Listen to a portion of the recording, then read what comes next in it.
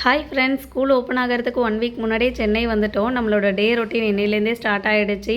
காலையிலே எழுந்து டீ போட்டு ஹஸ்பண்டுக்கு லஞ்ச் ப்ரிப்பேர் பண்ணிவிட்டு பிரேக்ஃபாஸ்ட்டுக்கு அடைக்கு அரிசி பருப்பெல்லாம் ஊற வச்சுட்டேன். இதுதான் நம்ம சாதம், சாம்பார், அப்பளம். சைடிஷ் வந்து ரொம்ப சிம்பிளாகவே செஞ்சுட்டேன். ரொம்ப டயர்டாக இருந்ததுனால இன்றைக்கி தான் அது அப்படி. ஆனால் டெய்லி இந்த மாதிரி இருக்காதுன்னு நினைக்கிறேன்.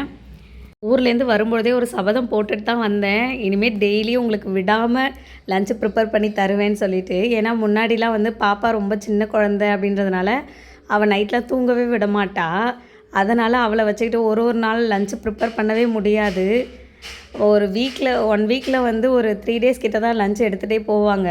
மற்ற ஒரு 2 நாள் 3 நாள்லாம் கடையிலே தான் சாப்பிடுவாங்க. அதனால் சொல்லிவிட்டு இந்த டைம்லாம் சபதம் எடுத்துகிட்டே வந்துட்டேன். இது வந்து அடைக்காக ஊற வச்சுருக்கேன். அடைக்கு ஊற வச்சதில் வந்து ஃபஸ்ட்டு வரமிளகா ஒரு 5 மிளகா போட்டுக்கிட்டேன். பூண்டு பல் வந்து ஒரு 20 பூண்டு பல் கிட்ட போட்டுக்கிட்டேன். ஆனால் நசுக்காமல் போட்டுட்டேன். யாரும் அந்த தப்பை பண்ணிடாதீங்க. நல்லா ஃபஸ்ட்டு பூண்டை நச்சுட்டு அதுக்கு பிறகு கிரைண்டரில் போட்டு அரைச்சி எடுத்துருங்க. மாவு எல்லாத்தையும் சேர்த்து தோசையாக பண்ணியாச்சு. இந்த தோசை வந்து உடனேவே வார்த்து எடுத்துடலாம். ரொம்ப ஈஸியும் கூட. நான் வந்து இதுக்கு கடலப்பயிர் சட்னி அரைச்சிருக்கேன். அதாவது வேர்க்கடலை சட்னி அரைச்சிருக்கேன்.